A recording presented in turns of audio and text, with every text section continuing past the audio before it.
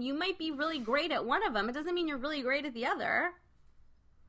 Yeah, I mean, I think what he's trying to do is establish a style of play that's within the organization. So no matter what players they get, no matter what coach they get, no matter, who fills in the GM role, it's always going to be about that damn triangle. But he wants to put a system in place, which to me, I think I'm over it. I'm just over it all. I think that's ludicrous, and it goes back to what we said about Pop. It's like Pop has a way he wants to play, but when he gets personnel that don't fit in that system, he finds a system that makes sense for the pieces that he has. Like, I mean, like, how many years is Phil going to give it? If you want to try it for a year and failed experiment, move on, like, so be it. But, like, how many years are you going to waste, trying this thing that is clearly not working? Well, Phil has 5 years, so he's gonna he has 3 more. 5 years doing that? Well, if you didn't give away all your draft picks, maybe you'd be getting great players during this time. Phil inherited that, though. Yeah, but the Knicks have 0 picks this year, right? Including the second round. Yes. That's terrible. Yeah. You want to know why? Why? You want to know why? Oh, because of this guy named Andre Bargnani. Thought you were going to say Melo.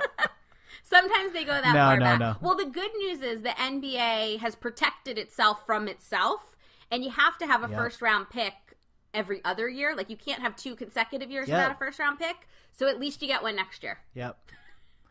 I know. Lovely. Yeah.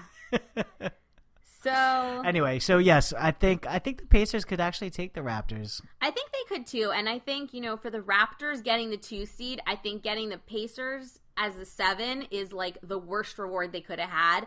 I think they would rather have any of these teams that finished in this this 4-way tie for third. I think the Pacers are a terrible matchup for them. Paul George was excellent. He was great offensively at 33 points. He also did a wonderful job on DeRozan. He basically shut him down. I think DeRozan was 5 for 19 from the field, 0 of 3 from 3. Kyle Lowry also had a really rough game. I think he's playing through an injury, though. He had his elbow drained or something the other day. But he only had 11 points. He was 3 for 13 from the field, 1 of 3 from 7. If Toronto is going to hang on or make a series out of this, they can't keep playing like this. DeMarre Carroll had a knee injury most of the season. He only played 26 games. He was still on a minutes restriction in game 1. He played 19 minutes off the bench. But he looked pretty good, and apparently he has said that he wants the job of guarding Paul George in game 2. So we'll see what happens there. So who do you got in all the things? Do you have? Oh yeah, we Cavs didn't pick any of those. Beating... Yeah, I have the Cavs in 5. I think they all go 5 pretty much. Really? I feel like know. the East has way more that's true. opportunities for competitive they do. series. Okay, I have Miami. Before I saw game 1, I would have said, Miami in maybe 7 or something. After game 1, I don't know, Miami in 5 or 6 probably. Unless Charlotte's making a lot of adjustments, holy cow.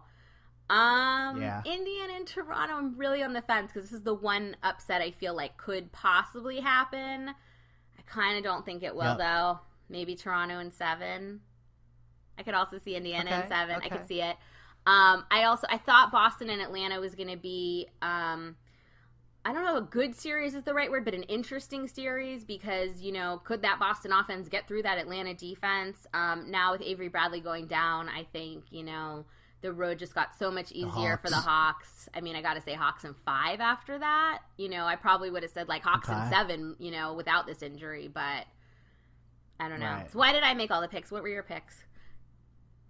I think Stan Van Gundy is a really good coach, and I think he'll find a way to make this a series. Let's go back to 2007 when Detroit held LeBron those wonderful series. It's not quite the same, but Stan Van Gundy, he's a coach that gets the most out of his players, and I think Reggie Jackson, the crowd was in his head. I don't think he was playing with everything. I know. I'm making faces. I just don't. I think he'll have a bounce handled back. Himself. Yeah, I hear you. And I think I think the Pacers have a good chance of So upsetting wait, the what Raptors. did you pick? Cleveland and what? Or you picked Detroit? No, I picked Cleveland, but I think that it'll be a series. How I think many? that they won't get. I don't think they're going to get swept. I say 6 games. Okay. Cleveland will. Then I say Pacers in. I'm going to go to 7 Okay. in that series. I'll go with Miami in 4. Yeah. I think that they could sweep them. That's what it's looking like now. Unless, and like you said, Atlanta. unless the Hornets find a way. I think Atlanta will win in 6. Okay. I think Boston will find a way to take 2. And then who's the next one? Now you got the West. So Golden State, Houston. Golden State will take that. I don't really know how many games. I think they'll do it in 5. Okay. San Antonio, Memphis. I got that's a sweep. San Antonio. Dallas Thunder. I will go with your Thunder in 5. Okay. I'll And give last the one, Mavs 1. Portland Clippers. I'm going to go Portland in 7. I hope that happens. I don't think it will, but I hope it does. I honestly think that Lillard will bounce back, and he's carried this team this whole entire season, and he feels like he's got this chip on his shoulder because he lost all these players. It's basically his team now. He's the franchise, and and all throughout the year, everyone just saying he's playing like Steph Curry, and he took great offense to that. So I think he's gonna he's gonna make some noise in the playoffs. At least I'd like to see him do it. I hope he does. I was just thinking about how I would kind of like to see Golden State go down early, but I don't want to see them lose to Houston, and I don't want to see them lose to the Clippers. So Portland's my only hope here. Otherwise, if it's not Portland, I would like to see Golden State in the Western Conference Finals. So, yeah. Although I wrote about this in the piece that we posted today. The piece was more about, what if the playoffs were the 16 best teams and it wasn't, separated by conference and that kind of thing, and is the East-West imbalance changing?